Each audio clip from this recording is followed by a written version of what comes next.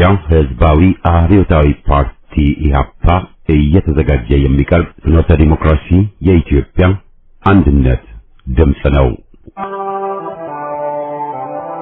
ጤና ይስጥልኝ። እንደምን አመሻችሁ አድማጮቻችን። ዛሬ ሐሙስ ሐምሌ 16 ቀን 2018 ዓ.ም ነው።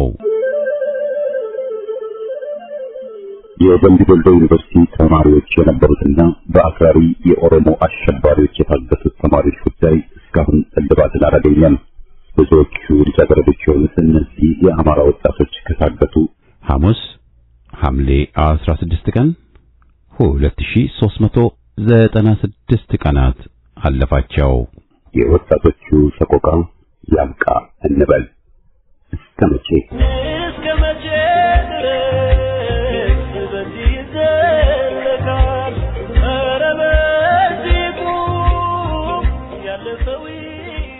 በየሳምንቱ ሐሙስ የሚቀርበው ከማህደራችን ፕሮግራማችንን አሰምተን የዛሬ ዝግጅታችን ፍጻሜ ይሆናል። በዛሬ ከማህደራችን ፕሮግራማችን በቅድሚያ በ2005 ዓ.ም ከኢትዮጵያ ሕዝባዊ አብዮታዊ ፓርቲ ኢህአፓ የተሰጠውን መግለጫ እናሰማለን። ሕዝብ ማፈናቀል የወያኔ ባህሪ ነው በሚል ርዕስ የቀረበ ነው። በማስከተልም ሽብር አሸባሪና ተሸባሪ በሚል ርዕስ የቀረበውን ጽሑፍ አሰምተን የጠቅላላ ፕሮግራማችን ፍጻሜ ይሆናል። በቅድሚያ ግን በጣም በኮሚሽነርነት የታጩት ሰዎች ጉዳይና የፖለቲካ ተክለሰብናን ጭምር ማውራት አንድ ሌላ ከጎን ልቀጥለው የምፈልገው ጉዳይ አለ። ለምን የኢትዮጵያን ኢንተሌክቹዋልስ የኢትዮጵያን ምሁራን ነው የሚባሉት ምሁራን ላይ የሚነሱ አደገኛ ሂሶች ውስጥ አንደኛው ምናልባትም ለሶሻሊስት ኮዞች በተለይ አብዮቱን ማግስት ተያይዘ ለሶሻሊስት ዓለም አቀፋዊነት ዩኒቨርሳል ስኮፕ ላለው አካላት የተሳተፉና ከዛም ወያኔ ስልጣንና ጥቅማቸው ማስጠበቅ ሲጀምር ደግሞ ታሮክ ያለ ሆነ በጣም ለጠበበ የዘር አጀንዳ ተላልፎ የተሰጡ መሆናቸውን ስትመለከት በእርግጥ የኢትዮጵያውያን የምሁራንም ይሁን የፖለቲካ ስብዕናቸው ከምን እስከ ምን ድረስ ያስኬዳል የሚለውን ጥያቄ ውስጥ እንድንከት ያደርገናል።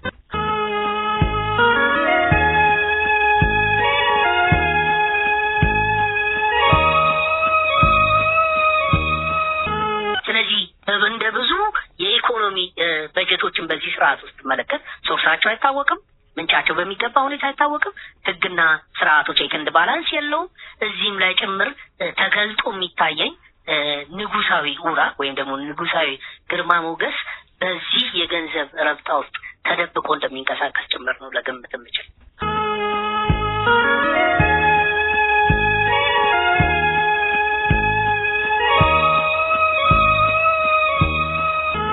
ግብዝነት እስከምን ድረስ ሊያስቆዝ እንደሚችልና ከታላላቆችም ጭምር አለመማር ጭምር ኮሎኔል መንግስቱ ኃይለማርያም የፊልሪ ምስረታ ላይ ሲያደርግ የነበረውን የሚታወቅ ነው። ከዛ በፊት የነበሩ የቀዳማዊ ኃይለ ሥላሴ መንግስት የኮንስቲቱሽናል ጉዳዮችና የመሬት ይዞታ ላይ የነበሩትን የኤርትራን ጉዳይ ለመፍታት የተሄደበት መንገድ የሚታወቅ ነው። አሁንም ደግሞ በኢህአዴግ ውድቀት ላይ የቆመው መንግስት አድቫንቴጅ ኦፍ ዘ ሌተር ካመር ከኋላ እንደመምጣቱ የታላላቆችን ስህተት ያለ መድገም እድል በእጁ ነበር። የኢትዮጵያ የሁል ጊዜ ጥይቅ በማህበረሰብና በስርዓተ መንግስቶች መካከል ሊኖር ስለሚገባው ኮንትራት ነው፣ ውል ነው መነጋገር የነበረበት በሽግግር ወቅቶች ላይ።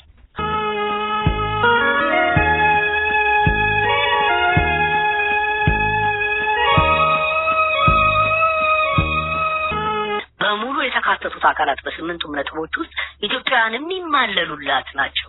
የአንድነት ጉዳይ፣ የሰንደቅ ዓላማ ጉዳይ፣ የመሬት ጉዳይ፣ የሀገረ ብሔር ግንባታ ጉዳይ የሚመለከተን በርካቶች የወደቁባቸው አጀንዳዎች ጭምር ናቸው። በተገቢው መንገድ ግን እስካልተመለሱ ድረስ በተገቢው መንገድ ግን ተቀይለው ኢንስቲትዩሽናላይዝድ እስካልሆኑ ድረስ ወይ የትግሉን መንገድና አድማሱን አስፍቶ ከዩኒቨርሳል ኮዞች ጋር ጭምር አስተሳስሮ መታገል ያው የዘመን ዕዳችን ነው ብዬ አስባለሁኝ። የኢትዮጵያ አገራዊ የምክክር ኮሚሽን በ2014 ዓመተ ምህረት በኦህዴድ ብልጽግና ፓርላማ በተመረጡ ኮሚሽነሮች የተመሰረተ ተቋም ነው። ስለ ኮሚሽኑ ማንነትና ተግባር ከአቶ አንተነህ ብርሃኔ ጋር ያደረግነውን ውይይት ሰኞ ሐምሌ 20 ቀን እናቀርባለን።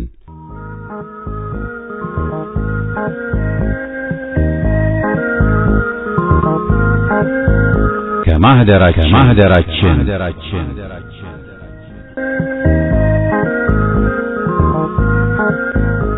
ከማህደራችን ዘወትር ሐሙስ የሚቀርብ ከዓመታት በፊት በፍኖተ ዴሞክራሲ ቀርበው የነበሩ ሀተታዎችን፣ ትችቶችንና ጥናታዊ ጽሑፎችን ምን ብለን እንደነበር ለማስታወስ የሚቀርብ ዝግጅት ነው።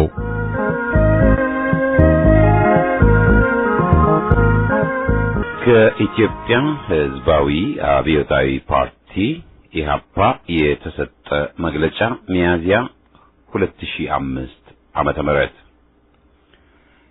ሕዝብ ማፈናቀል የወያኔ ባህሪ ነው። ወያኔና ህብረ ብሔራዊ ኢትዮጵያ እሳትና ጭድ ናቸው።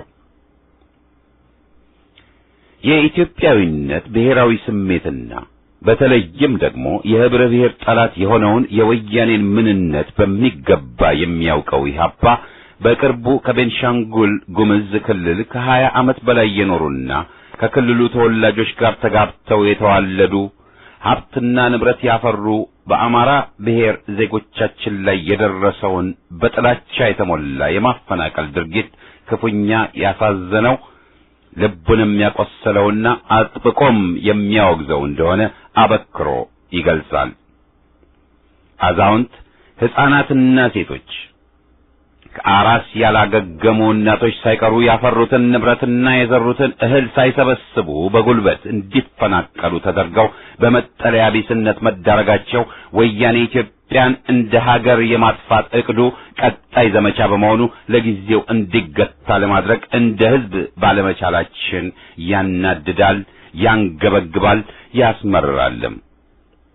በተመሳሳይ መልኩ በደቡብ ክልል ቤንች ማጂ ዞን ጉራ ፈርዳ እንዲሁም ለረጅም ዓመታት በመኖር ሀብትና ንብረት አፍርተው ተዋልደው የኖሩ የአማርኛ ቋንቋ ተናጋሪዎች ላይ የማፈናቀል እርምጃ ተወስዶባቸዋል። ከአፋር ከጅጅጋም በአማራው ብሔረሰብ አባላት ለዚሁ ጭፍን ጥላቻ ለተሞላበት የዘር ማጽዳት እርምጃ ሰለባነት ተዳርገዋል። ለእነዚህና በተለያዩ ጊዜና ቦታዎች በበደኖ፣ ባረካ፣ በአርባ ጉጉ በአማራ ብሔር ላይ ሆን ተብሎ ለተደረጉ አሰቃቂ ጭፍጨፋዎች ዋና ተጠያቂ የሆነውን የወያኔን ቡድንና በጠባብነት የታወሩ ደጋፊዎችን በዚህ ከሰብአዊነት ውጭ በሆኑ ድርጊቶቻቸው በኢትዮጵያና በአማርኛ ተናጋሪ ዜጎቻችን ላይ ያላቸውን ጥላቻ ከምንጊዜውም በበለጠ የሚያሳይ ከመሆኑም ሌላ በተባበረ ሀገር ወዳድ ትግል እንዲገታ ካልተደረገ መጨረሻው ምን ሊመስል እንደሚችል ከበርካታ ተመክሮች አንጻር ሲሰላ በእጅጉ የሚያሳዝንና የሚቀፍ በመሆኑ ሁሉም ልብ ሊለው የሚገባ ነው። በእርግጥም ሁኔታውን በጥሞና ለተመለከተና ወያኔዎች ለሚያደርጉት የማፈናቀል ድርጊቶች የሚሰጡትን መግለጫ ለሚያጠን እንዲሁም ወያኔ ራሱ የደነገገውን ሕግ ራሱ እንዳሻ የሚጥስና ለከፍተኛ ባለስልጣናቱ የማይሰራ መሆኑ ከግምት ሲገባ የወያኔን ሕግ አገዛዝ አንቀጾችን እያጣቀሱ እሱኑ ለመሞገት መጣር ትርጉም የለሽ እንደሆነ ግልጽ ነው። ግፍና በደል በሚያሰቅቅ ሁኔታ እንዲያርፍበት ለተደረገ ማንም ሰው በዚህም ተከላካይ የሚያጣ የድርጊቱ ሰለባ የሆነ ተበዳይ አርቆ አስተዋይነትና አሳቢነት ቦታ የሚሰጣቸው በጣም ኢምንት በመሆኑ ሌላ የትግል አቅጣጫ ለመፈለግ እንደሚገደድ መገመት የሚያስቸግር አይደለም። ስለሆነም ይህ አስጊ የሆነ ሁኔታ ከመከሰቱ በፊት በእኔ ላይ አልደረሰም በሚል በተሳሳተ አመለካከት ዝምታን መምረጥ ጨርሶ መወገድ ይኖርበታል። ሂደቱ ወዴት እንደሚሄድ ግልጽ ነውና። ስለዚህም በዘረኝነት ያልተለከፈ ማንም አገር ወዳድ ኢትዮጵያዊና ለሕዝባችን ቀናኢ የሆነ ሁሉ ይህን የመሰለ አሰቃቂና አሳዛኝ ድርጊት በዝምታ ሊመለከት የሚገባው አይደለም። ይህ ብቻ ሳይሆን ድርጊቱን ከማውገዝና መግለጫ ከማውጣት ባሻገር ለድርጊቱ መቆም መፍትሄው ወያኔንና ጠባቦች የሆኑ ደጋፊዎቹን ሕገወጥ በሆነ ሁኔታ ከያዙት ከስልጣናቸው በቆራጥ ትግሉ ማስወገድ የውዴታ ግዴታ ነው በማለት አጽንዖት ሰጥተን ስሜታችንን የምንገልጸው የወያኔና የጠባብ ቡድኖች የጥላቻ ሰለባ የሆነው ኢህአፓ ይህንን ድርጊት የሚያወግዘው ለአገር ወዳዱም ጥሪ የሚያቀርበው ገና ከጥንስሱ ሁሉም ብሔረሰብ ተገነጣጥሎ በየራሱ ነጻ አገርና መንግስት ያቋቁም የሚለውን አገር አፍራሽ ፖለቲካ ወያኔ ማራመድ ሲጀምር ሂደቱ ወዴት ሊወስድ እንደሚችል በመገንዘብ አጥብቆ በመቃወምና ጠቃሚው በዲሞክራሲ መከበርና በእኩልነት ላይ ለምትመሰረት አንዲት ኢትዮጵያ መታገልን በመጠቆሙ ሲሆን ዛሬ ይህን አጸያፊ ድርጊት እየፈጸሙና እያስፈጸሙ ባሉ ጠባብ ቡድኖች በተለይም በወያኔና ሻዕቢያ በተደጋጋሚ በጦር እንዲጠቃ የተደረገው ያለ ምክንያት አለመሆኑን በሚገባ ስለሚያውቀው ነው። ይኸው ጥቃት ኢትዮጵያን በሚጠሉ ኃይሎች ሰፍቶና ዳብሮ ለኢትዮጵያ ቆመናል የሚሉ ኃይሎችም ዝምታን መምረጥና የተቆርቋሪ ስሜት ባለማሳየታቸው ውጤቱ ይኸው በጠቅላላ ኢትዮጵያ ስልት በተሞላበት አኳኋን እየተደረገ ይገኛል።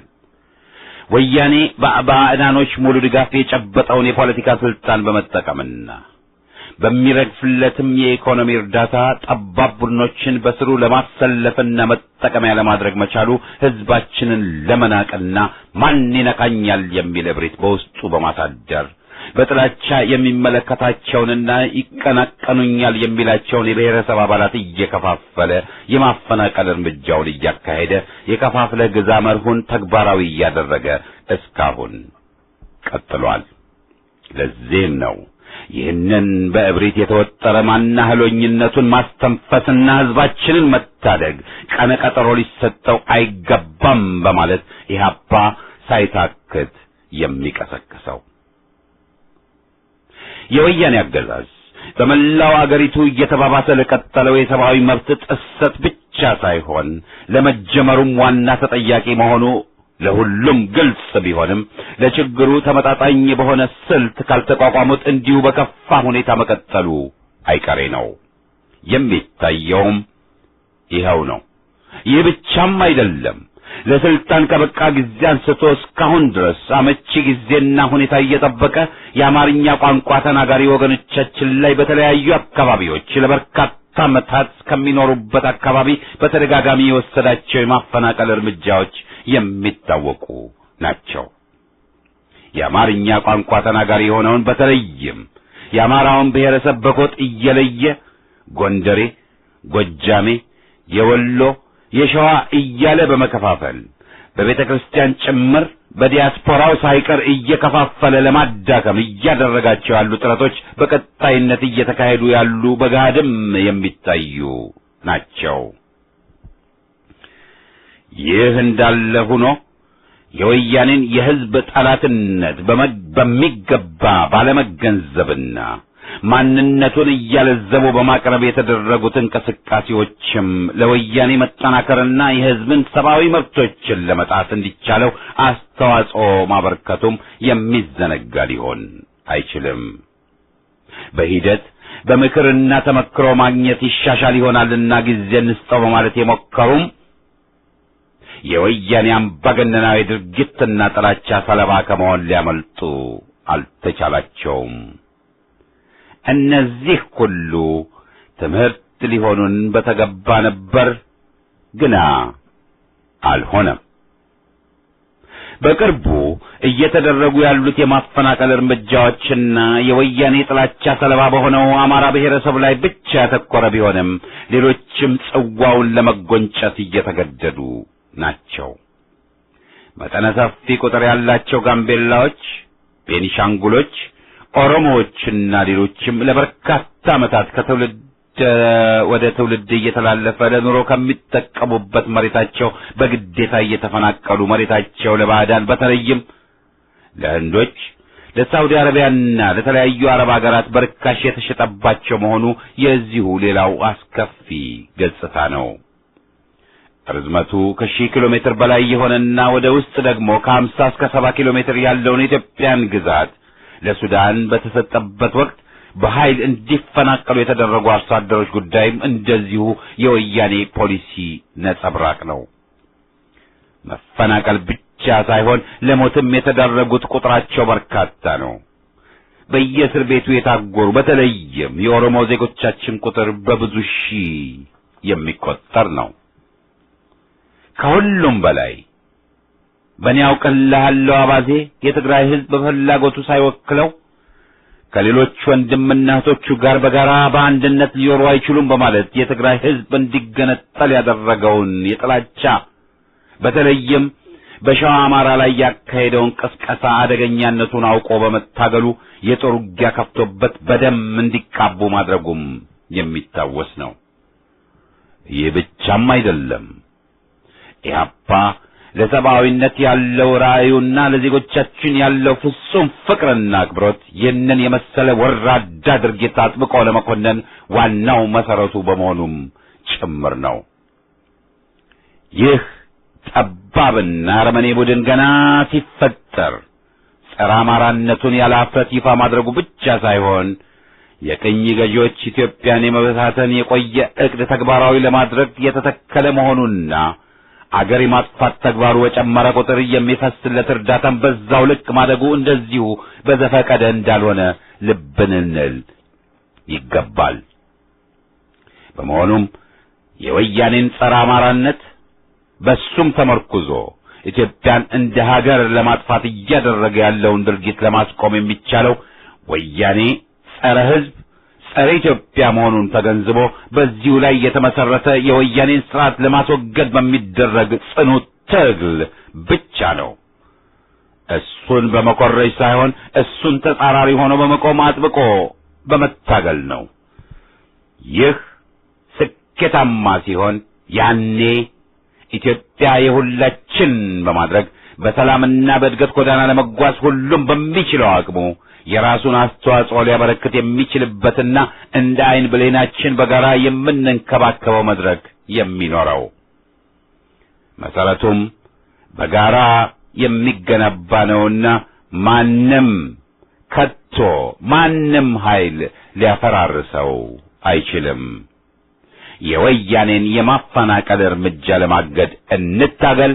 በጋራ ትግል እናሸንፋለን።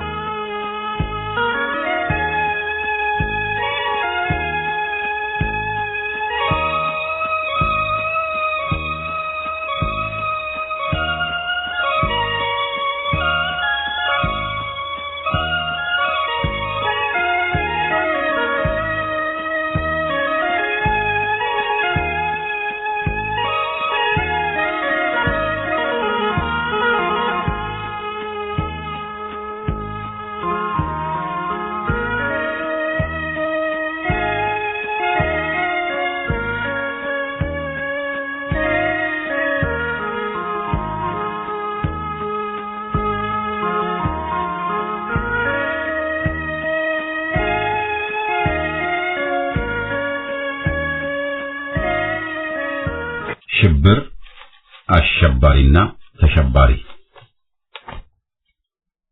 የዛሬ 40ና 30 ዓመት ግድም ከቀኝና ከእጃዙር አገዛዝ ቀንበር አርነትን ለመቀዳጀት በአፍሪካ፣ በእስያ፣ በላቲን አሜሪካ የነጻነት አርበኝነት እንቅስቃሴዎች ይካሄዱ ነበር። ለእንደነዚህ አይነት እንቅስቃሴዎች በአጠቃላይና ለየእንቅስቃሴዎቹ መሪዎች በተለይ በአሜሪካ መሪነት ይለጠፍባቸው የነበረው ስያሜ ኮሙኒስቶች የሚል እንደነበር ከታሪክ ማህደር መገንዘብ ይቻላል። ይህ ስያሜ በተረት እንደሚታወቀው አስፈሪና አስደንጋጭ፣ በጣም ግዙፍና ለሰው ልጅ ሁሉ ርህራሄ የለሽ ተደርጎ እንዲታይ የማይሰጠው አጎላማች እንዳልነበረ ይወሳል። በሌላ አንጻር የሀገር ሉዓላዊነት ይደረጉ የነበሩ እንቅስቃሴዎችንና በዝባዥና ጨቋኝ መንግስታትን መንግሎ ለመጣል ይካሄዱ የነበሩ ትግሎችን በቀድሞዋ ሶቪየት ህብረት ይመራ የነበረው ህብረት ድጋፉን ይሰጥ ነበር። በአሜሪካና በሸሪኮቿ ለምዕራቡ ዓለም ጥቅም አሉታዊ ተጽዕኖ ያስከትላል ተብሎ ከታሰበ የኮሙኒስት ጭራቆች እንቅስቃሴ ተደርጎ ስለሚቆጠር ከዚህ ወይም ከዛ ነፃ ለመውጣት የሚደረጉ እንቅስቃሴዎችን ለመድፈቅ ከተቻለ ድምጥማጣቸውን ለማጥፋት ያላደረጉት ሴራ፣ ያልተጠቀሙበት የተማረ የሰው ኃይል፣ ያላዋሉት የቴክኖሎጂ ውጤትና የጦር መሳሪያ አልነበረም። ለዚህ ለአሜሪካ እኩይ ተግባር ቪየትናም ሕያው ምስክር ናት። ዛሬ ጥቂት የማይባል የቪየትናም ምድር በተለያዩ አረሮች በመታረሱ ምድሩ ጠፍ ብቻ ሳይሆን ጸረ ሕይወት ሆኗል። በእነዚህ በአጠቃላይ ጸረ ሕይወት በሆኑ ኬሚካሎች የተጠቃ ሕዝብ ውልዶች አካላዊና ስነ ልቦናዊ ጉዳት የደረሰባቸው ብቻ ሳይሆኑ እነሱም የሚዋለዷቸው እንዲሁ አካላዊና አእምሮአዊ ተጎጂዎች እየሆኑ ነው። በአሜሪካና በሸሪኮቿ የሚደረጉ ስያሜዎች በሌሎች ጸረ ዴሞክራሲ አምባገነን በሆኑ የአገር መሪዎችና ድርጅቶች ሲቀነቀን እንሰማለን። ከላይ በርዕሱ እንደተቀመጠው በዚህ ዘመን ለሚገኙ እንቅስቃሴዎች ሁሉ የተሰጠ ስያሜ አሸባሪ የሚል ነው። ይህንን ቃል አምባገነን ጸረ ዴሞክራሲ የሆኑ መንግስታትና ፈላጭ ቆራጭ የሆኑ ቡድኖችና ግለሰቦች ተቀናቃኞቻቸውን ለመቃወም በስፋት ይጠቀሙበታል። ይህንን ሁኔታ ከአገራችን ኢትዮጵያ አሁን ከምትታመስበት ሁኔታ አንጻር አገናዝበን ስናየው የወያኔ ዘረኛ ፈላጭ ቆራጭ ቡድን የአገሩን አንድነትና ሉዓላዊነት፣ የኢትዮጵያ ሕዝብን አንድነትና ህብረት፣ የሃይማኖትን ነጻነት መከባበር የሚቀበልና የሚሰብክ ሁሉ አክራሪ በመባል ይታሰራል፣ ይወገራል፣ ይገደላል። ደሙም ደመከልብ ደመውሻ እየሆነ ነው። ንጹሃን ዜጎችን የሚገድሉ በየትኛውም ክፍል በመከላከያው ይሁን በፖሊሱ የሚገኙ ታጣቂዎች የሰውን ልጅ እንደ አፈተታቸው በመግደላቸው በሕግ ተጠይቀው ሕጋዊ ብይን ሲሰጥ አልታየም። የወያኔ ባህሪ ከሕዝብ ጥቅምና ነጻነት ጋር በተጻራሪ መቆም በመሆኑ ሕዝባዊ ፍትህ ይስጥ ማለት አንድም ማደናገር ሌላም ተላላነት ነው። ወያኔ መሰረታዊ የሰብአዊና የዴሞክራሲያዊ መብቶችን እንደሚያከብር በአፍም በጽሑፍም የገለጸ ቢሆንም በተግባር ግን ከንጉሳዊ ከወታደራዊ ደርግ ዘመናት በከፋ መልኩ እነዚህን መብቶች ሲረግጥ ይስተዋላል። በዚህ በዘረኛው የወያኔ አገዛዝ ወያኔን በመደገፍ እንጂ በመቃወም መተንፈስ አይቻልም። ይህንን እግድ ተላልፎ ወይም የእግዱን ቀይ መስመር ተላልፎ የረገጠ አሸባሪ ነው። መደራጀት፣ ማህበር ማቋቋም ይቻላል የሚለው የወያኔ አዋጅ በውስጡ በፖለቲካ ወይም በሌላ የሚደራጀው ስብስብ የተቃውሞ ከሆነ ለይስሙላ፣ ለዚህም ካድሬዎቹን በመሰክሰክ አስርጎ በማስገባት ማሽመድመድ ካልቻለ አሸባሪ የሚል መጠሪያ ይለጥፍበታል። ነጋጠባ የሃይማኖት ከመንግስትና ከፖለቲካ ነፃና ገለልተኛ መሆን ትልቁም ትንሹም የወያኔ ካድሬ ጫቱን ሲቅም ቢራውን ሲጨልጥ እንዲሁም አታካሽ በሆኑት የወያኔ ስብሰባዎች ቢዘባርቅም ስለ ሃይማኖት ነፃነትና የሃይማኖት መሪዎች አስተያየም በየሃይማኖቱ ስርዓት መሰረት እንዲሆን አበክረው በጽኑ የሚያስተምሩትን የየሃይማኖቱ መምህራን ሆኑ ምዕመናኑን የወያኔ ጣልቃ ገብነት በመቃወማቸው አሸባሪ የሚለው የመወንጀያ መጠሪያ ይሰጣቸዋል። መምህራን ማህበራቸው በካድሬዎች ቁጥጥር ስር በመውደቁ የራሳቸውን ነፃ ማህበር ለማቋቋም ሲነሳሱና ወያኔ ለወረሰው ማህበር በየወሩ ለመዋጮ ከደሞዛቸው ላይ የሚቆረጠው ገንዘብ አላግባብ በመሆኑ አናስቆርጥም ብለው ሲሟገቱ፣ እንዲሁም ማለቂያ ለሌለው ግድብ ለሚጠሉት ለመለስ ሙት ዓመት መደገሻ በየአካባቢያቸው ላሉ በመንገድና ድልድይ ግንባታ ስም መዋጮ ሲጠየቁ ጥያቄው የነሱን ከእጅ ወደ አፍ የሆነ የኑሮ ሁኔታ ያላገናዘበ መሆኑን በመቃወም እንቢታቸውን የሚገልጹትን ሁሉ አሸባሪ ተብለው ይፈረጃሉ። መብታቸውን ለማስከበርና የጋራ ችግሮቻቸውን በህብረት ተባብረው ለመፍታት እንዲያስችላቸው ማህበር ለማቋቋም በየግል ድርጅቶች የሚሰሩ ሰራተኞች ከሞከሩ የኢንዱስትሪ ሰላም አደፍራሽ አሸባሪዎች በመባል ከስራ ገበታቸው ካለምንም ማስጠንቀቂያና የካሳ ክፍያ ይታገዳሉ። በወያኔ አታካች ስብሰባዎች ላይ የማይሳተፉ በየስብሰባዎቹ ተገኝተው በወያኔ አገዛዝ ላይ አሉታዊ ነጥቦችን የሚሰነዝሩ አሸባሪ ወይም የአሸባሪነት አዝማሚያ ያላቸው ተብለው በመጀመሪያ በዓይነ ቁራኛ ይታያሉ። ከዚያም ከቦታቸው ዝቅ ተደርገው እንዲሰሩ ይደረጋል። በዚህ አንገታቸውን ካልደፉ ከስራ ይባረራሉ፣ በአሸባሪነት ይታሰራሉ።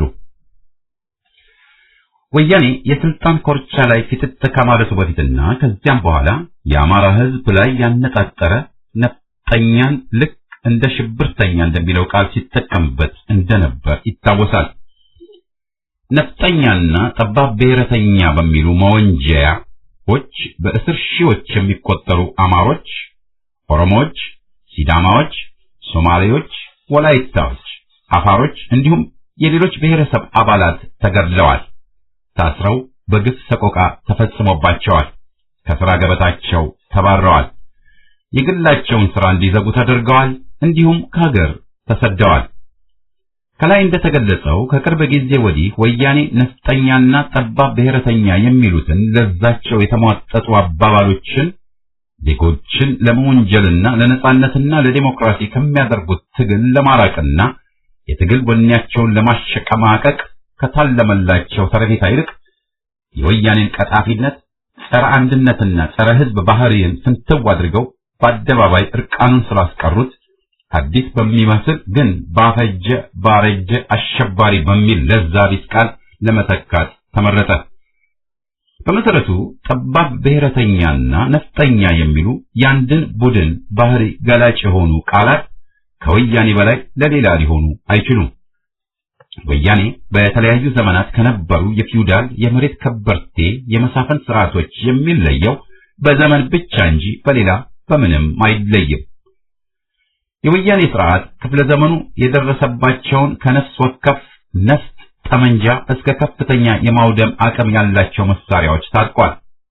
ከሁሉም በላይ ደግሞ ወያኔ የአየር ኃይሉን፣ የጦር ሰራዊትን፣ የፖሊስ ኃይሉን ከበታች መኮንኖች እስከ ከፍተኛ መኮንኖች ሙሉ በሙሉ በሚያስችል መልኩ ለ23 ዓመታት በትግራይ ተወላጆች እንዲያዝ አድርጓል። የሚገርመው ደግሞ እነዚህ ጀነራሎችና የበታች መኮንኖች እንዲሁም ሙሉ በሙሉ በሚቻል መልኩ በትምህርት ችሎታቸው የደከሙ መሆናቸው ነው። ብዙ ጊዜ እየተባለ ያለው በ23 ዓመታት የጋምቤላ ልጅ፣ የጉምዝ ልጅ፣ የቤንች ልጅ፣ የዳውሮ ልጅ፣ የኮንሶ ልጅ፣ የቡርጂ ልጅ፣ የሙርሲ ልጅ፣ የወላይታ ልጅ፣ የጎፋ ልጅ፣ የአፋር ልጅ፣ የሶማሌ ልጅ፣ የጎራጌ ልጅ፣ የሲዳሞ ልጅ፣ የሃዲያ ልጅ፣ የከምባታ ልጅ እንዲሁም የትግራይ ልጆች በስተቀር ሁሉም የኢትዮጵያ ልጆች ለከፍተኛ መኮንነት ማለት ለጀነራልነት ማዕረግ ላለመብቃታቸው ሰበቡ ከወያኔ የነፍጠኝነትና ጠባብ ብሔረተኝነት ባህሪ ውጭ ሌላ ሊሆን ከቶም አይችልም።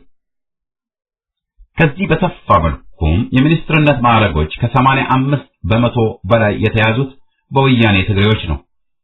ይህም የሚጠቁመው ወያኔዎች ከራሳቸው ከትግሬዎች ውጭ ለሌሎች ክብር እንደማይሰጡና በአጠቃላይ ሌሎችን በአይነቁራኛ የማየት አባዜ ስላላቸው ነው። ወያኔ የምስረታው የማዕዘን ድንጋይ ትልቅ የትግራይ ግዛት መፍጠር በመሆኑና እስከዛሬም የተለወጠ ባለመሆኑ ወያኔ ሌላውን ከትግራይ ውጭ ያለውን ሕዝብ የሚፈልገው ለጨብጫቢነት ብቻ ነው። በዙሪያው የጠፈጠፋቸው በኦሮሞ፣ በአማራ፣ በደቡብ እንዲሁም በሌሎች ብሔረሰቦች ስም የተሰየሙት ድርጅቶች በሙሉ ምስለ ወያኔ ናቸው። ለዚህም ነው እንደ ኢህአፓ ያሉ ድርጅቶች ወያኔ እንጂ ወያኔ ኢህአዴግ ብለው የማይጠሩት። በከፍተኛ የስልጣን እርካብ ላይ ተፈናጠው ወያኔን ያገለገሉ ሁሉ በተለያዩ ጊዜያት ከተለያዩ የዜና አውታሮች ጋር ባደረጉት ቃለ ምልልስና በጻፉት ማስታወሻ መረዳት የተቻለው ኢትዮጵያን እየገዛ ያለው ወያኔ ብቻ መሆኑን ነው። ሌላው ሁሉ ምስለ ወያኔ ነው። ኢህአፓ የወያኔን ጠባብ ዘረኝነትና አምባገነንነትን ከጅምሩ ጀምሮ በበቂ በተጨባጭ ማስረጃ ታግሎታል። እየታገለውም ይገኛል። በሌሎች ብሔረሰቦች ስም ያደራጃቸው ሁሉ ለመሰሪ ዓላማው መናጆ እንዲሆኑት እንጂ ለሌላ አለመሆኑን በተጨባጭ እየታየ ይገኛል። ኢህአፓ በኢትዮጵያ ሉዓላዊነትና በሕዝቦቿ አንድነት ጽኑና የማይናወጥ እምነት እንዳለው በፕሮግራሙ አድምቆና አስምሮ ከመግለጹም ባሻገር በየጊዜው በሚያወጣው በልሳኑ በዴሞክራሲያና በተለያዩ ሀተታዎች ላይ ሰፊና ጥልቅ ትንታኔዎችን በመስጠቱ አክራሪ እያሉ የሚከሱት ወያኔዎች ብቻ ሳይሆኑ ወያኔን እንታገላለን ከሚሉትም መሆኑን አስተውለናል። አክራሪነት በበርካታ የፖለቲካ ተንታኞች እይታ አሸባሪነት ከሚለው ጋር ተወሳሳቢ እንደሆነ ይገለጻል። ኢህአፓ ደግሞ ደጋግሞ እንደገለጸው ለሀገር ፍቅር፣ ለወገን ክብር በጽናት ቆሞ የትግል መንፈስንና ትጥቅን ሳያላሉ መጓዝ አክራሪ አሸባሪ የሚያሰኝ ከሆነ እሰየው እንዳለው ሁሉ ስያሜውም ወደ ሰያሚዎቹ ላይ ይባርቃል። በትግሉ ሜዳ ድምጻቸውን ጮክ እያደረጉ ከሚናገሩ ወያኔን ከሚቃወሙ ድርጅቶች መካከል ሻዕቢያንና መሪውን የኢትዮጵያ ሕዝብ የነጻነት ትግል አጋር አድርገው ያዙን ልቀቁን ሲሉ ሻዕቢያ የኢትዮጵያ ጠላት እንጂ ወዳጅ ሊሆን እንደማይችል ሲነገር በሰጥ አገባ ጉንጭ አልፋ ሙግት ይሟገታሉ። አልፈው ተርፈውም ጣዖታቸው ኢሳይያስን ምኩራባቸው ሻዕቢያን የነካን ውጉዝ ከማክራሪ ወአሸባሪ ይሉታል። በሻዕቢያ የጦር አበጋዝነት ኢትዮጵያ ባርነት እንጂ ነጻነትን ከቶውንም አትቀዳጅም። ለዚህ የዳጎሱ መጻሕፍትን መግለጽ ወይም የተለያዩ ድረገጾችን መቦርቦር አያሻውም። ፍንትው ያለ አገር ያወቀው ሕዝብ የጠነቀቀው ነው። ይህን ማለት ግን አክራሪነት አይደለም። እንደዚያ ተብሎም ሲፈረጅ አይገባውም። እነዚህ ሻዕቢያን አትንኩ የሚሉ ወገኖች ትክ ብለን ካየናቸው ወያኔን ካለ ባህሪው በመምከር አርመው አስተካክለው አብረው ተቃቅፈው ሊሰሩ ሞክረው ያልተሳካላቸው መሆናቸውን እንረዳለን። ያለፈው ጥፋት አንገትን አስደፍቶ ንስሐ ሊያስገባቸው ሲገባ አሁንም ከኢትዮጵያ ምንደኛ ጠላት ጋር በኢትዮጵያ ሕዝብ ጀርባ መሞዳሞድ ከትዝብት ያለፈ መሆኑን እንረዳለን። ረገጥ ተደርጎ ሲነገር የሚገባው ሻዕቢያ ለኢትዮጵያ መርዝ እንጂ ወተት የመስጠት ባህሪ እንደሌለው ነው። ከዚህ ቀደም አንድ ክቡኛ የአደንዛዥ ዕፅና የአልኮል ሱሰኛ የሆነ ፕሮፌሰር ሻዕቢያ በተማረኩ የኢትዮጵያ ወታደሮች ላይ ምንም ግፍ እንዳልፈጸመና እንዲያውም አቅፎ ደግፎ እንዳሻገራቸው መቀላበዱ አላንስ ያለ ይመስል አሁን በወያኔ እጅ የሚገኝ ያን የተቃዋሚ ድርጅት መሪ ስለ ሻዕቢያው መሪ አወሻክቱ መወሻከት ወሻከተ። ያም ማለ ይህም ማለ አውሬ እንጂ ሰው አይሆንም። የወያኔን የዘረኝነትና የከፋፋይነት ቀንበር መሸከም የታከተው ሕዝብ በተለያየ ጊዜ መብቱን ለማስከበር ሲንቀሳቀስ የሚሰጠው መወንጀያ አሸባሪ የሚል ነው። ወያኔ በገሃድ ተመዝግበው የሚንቀሳቀሱ የፖለቲካ ድርጅቶች ውስጥ ሰላዮቹን አስርጎ ያስገባል። በተለያየ አጋጣሚ የወያኔ ሰርጎ ገቦች የተለያዩ ቁልፍ የኃላፊነት ቦታዎች ላይ መውጣት ሲሳናቸው ውሳኔዎችን ሁሉ ከሁለተኛ አንዳንድም ከሶስተኛ ሰው ብቻ በማግኘት ሲወሰኑ እንደዚህ ዝግ የሆነ ድርጅት በአሸባሪነት ይፈረጃል። ሐሳብን በጽሑፍ የመግለጽ ነጻነት ላይ ሲጀመር አንስቶ በነጻ ጋዜጣና መጽሔት ስም ወያኔ በራሱ ምልምሎች የሚከናወኑ እና የሚታተሙ መጽሔቶችንና ጋዜጦችን ሲያሰራጭ በሌሎች ነጻ ጋዜጦችና መጽሔቶች ውስጥ ደግሞ ሰላዮቹን አስርጎ በማስገባት የቀን ተቀን እንቅስቃሴዎቻቸውን መቃኘት ብቻ ሳይሆን ራሱ በፈለገው መልክ ለማስኬድ ይሞክራል። ወያኔ በተቃዋሚ ድርጅቶች ላይ አሉታዊ ጽሑፎች በጋዜጦችና በመጽሐፎች እንዲወጡ ይደረጋል። ከዚህ ባሻገርም በፖለቲካ ድርጅቶች ላይ በታሪክ ስም አሉታዊ የሐሰት መጽሐፍ እየተጻፉ እንዲሰራጩ ይደረጋል። ይህ በዋነኛነት ኢህአፓ ላይ ያነጣጠረ ለመሆኑ በየጊዜው እየወጡ ካሉ የበሬ ወለደ አይነት መጽሐፍትና ከማዕከላዊና ከደርግ ምርመራ እንዲሁም ከወህኒ ቤት በወቅቱ የነበሩ ምስጢራዊ ሰነዶችን በመስጠት መጽሐፍ መታተማቸው ይታወቃል። በሌላ አንጻር ሐቅ ላይ የተመሰረቱ ጽሑፎች በጋዜጣ ወይ በመጽሔት ወይ በመጽሐፍ ሲወጡ ወያኔን አለማስደሰት ብቻ ሳይሆን ወያኔን ይረብሻሉ። በዚህም አካፋን አካፋ ዶማን ዶማ ብለው የሚያስተናግዱ ጋዜጦችም ሆኑ መጽሔቶች በሽብርተኝነት ይወነጀላሉ። ጋዜጠኞች ሐቅን በብዕራቸው ከወረቀት ጋር አዋህደው ለሀገር በማስጣታቸው ለሕዝብ በማሳወቃቸው አሸባሪ ተብለው የግፍ ፍርድ ተፈርዶባቸው ወህኒ ተወርውረዋል። ሳይወዱ በግድ አገራቸውን ለቀው እንዲሰደዱ ተደርገዋል፣ ተገርፈዋል። ከእንጀራ ገበታቸው አለምንም ቅድመ ማስጠንቀቂያ ተፈናቅለዋል። ግን ጋዜጠኞቹ ተሸባሪ እንጂ አሸባሪ አይደሉም። አሸባሪው ወያኔ ነው። ወያኔ ስልጣን ከመያዙም ቀደም ሲል ባወጣው መመሪያው የየሃይማኖቱ መሪዎችን፣ መምህራንን፣ ሰባኪዎችንና የበታች አገልጋዮችን ባለአባልነትና በደጋፊነት መያዝ እንዳለባቸው የማይታለፍ መሆኑን ባስቀመጠው መሰረት ሃይማኖታዊ ተቋማትን በካድሬዎቹ እንዲመሩ የተንኮል መረቡን ሲተበትብ እንደነበርና ዛሬም ድረስ እንደቀጠለበት ለመረዳት ተችሏል። የኦርቶዶክስ ተዋሕዶ ቤተክርስቲያን ጳጳሳትን፣ መምህራን፣ ቀሳውስትን፣ ዲያቆናትን፣ መነኮሳትን፣ ዘበኞችን በአጠቃላይ የቤተክርስቲያኗ አገልጋዮች የወያኔ አባላት ወይም ደጋፊ እንዲሆኑ በተለያየ መንገድ ይገደዳሉ። በመስጊድም እንዲሁ እየተደረገ ይገኛል። ሙስሊሞች ፖለቲካ በሃይማኖት ውስጥ ጣልቃ ይግባ፣ በወረቀት የሰፈረው የሃይማኖት ነጻነት በተግባር ይዋል፣ የእስልምና አስተምህሮቶቹን የሃይማኖቱን አመራሮች መርጠው የመሰየሙ የወያኔ ስራ ሳይሆን የራሳቸው የሙስሊሞች በመሆኑ ሃይማኖታቸው ነጻነቱ እንዲከበር በመጠየቃቸው በአሸባሪነት ተወንጅለው በየጨለማ እስር ቤቶች ስየል እየተፈጸመባቸው ይገኛል። ቀደም ሲል በጠራራ ፀሐይ ከተያዙት የመፍትሄ አፈላላጊ ኮሚቴ አባላት ውጭ ያሉት እጅግ በጣም ዘግናኝ ስየል እየተፈጸመባቸው ሲሆን የይስሙላውን ፍርድ ቤት በራፍም ሳይረግጡ ሕይወታቸው በየድብቅ እስር ቤቶች ሊያልፍ እንደሚችል ብዙዎች ግምታቸውን ይገልጻሉ። ሙስሊሞችም ክርስቲያኖችም አሸባሪ ሳይሆኑ ተሸባሪዎች ናቸው። አሸባሪ ራሱ ወያኔ ነው። ሕዝብን እርስ በርሱ በማጣላት አንዱ ሃይማኖት በሌላው ላይ ክፋት እንዲቋጠር በማድረግ በፍርሃትና በሽብር እንዲናጥ በማድረግ የስልጣን ዘመኑን ለመለጠጥ እንዲያስችለው እየማሰነ ይገኛል። የወያኔ አሸባሪነት በእርግጥ ከባህሪው የሚቀዳ ነው። ሕዝቡን አሸብሮና አሸማቆ ለመግዛት ግምገማ በተለያዩ የድርጅቱ እርከኖች በመንግስት መስሪያ ቤቶች እያካሄደ የንጹሃንን ስም በማጉደፍ ሕዝቡ በስጋት ተወጥሮ ለሌላ ነገር ምንም ጊዜ እንዳይሰጥ በማድረግና እርስ በርሱ እየተጠራጠረ እንዲኖር በማድረግ የመንግስት ስልጣን ላይ ተፈናጥቶ በማሸበር እየገዛ ያለ ሽብርተኛ ቡድን ነው።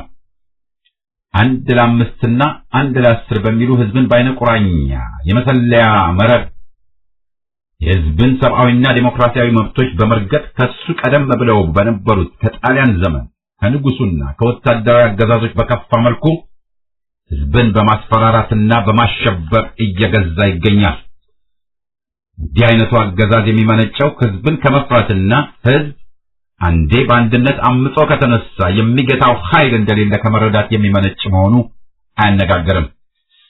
ለዚህ የወያኔ እቡይና መሰሪ ግንባር ቀደም መሐንዲሶቹ መለስ ዜናዊ፣ ስብሃት ነጋ፣ አዲሱ ለገሰ፣ በረከት ስምዖን፣ አባዱላ ገመዳ እንደሆኑ የወያኔ ጓዳ ውስጥ የተመላለሱ የሚመሰክሩት ነው።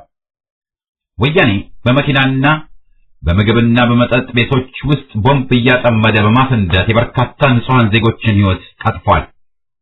በተለያዩ ከተሞች በሆቴሎችና በከፍተኛ ትምህርት ተቋማት ውስጥ በማፈንዳት ንጹሃን ዜጎችን ከመግደሉም በላይ ተማሪዎችን፣ ነጋዴዎችን፣ በተለያዩ የመንግስትና የግል ሥራ ላይ የሚገኙ ሰራተኞችን በማሰር አሰቃይቷል። የሕዝብ ተቃውሞ እየከረረና እየጠነከረ መምጣቱን በተረዳ ቁጥር የሕዝብን ትግል በወያኔ አባባል አከርካሪ ለመስበር የሽብር ድርጊት በመፈጸም ንጹሃን ዜጎችን ይገድላል፣ ይቀፈድዳል። ዛሬ በኢትዮጵያ እየተሸበረ ያለው የኢትዮጵያ ሕዝብ ሲሆን አሸባሪው ወያኔ ለመሆኑ ወያኔዎችንም ጨምሮ ጥርጣሬ የሚገባው ፍጹም ሊገኝ አይገባውም። ወያኔን አሸባሪ ቡድን በተባበረ ሕዝባዊ ትግል መንግለን ሕዝባዊ የሰላም መዝሙር የምንዘምርበት ጊዜ ሩቅ አይደለም።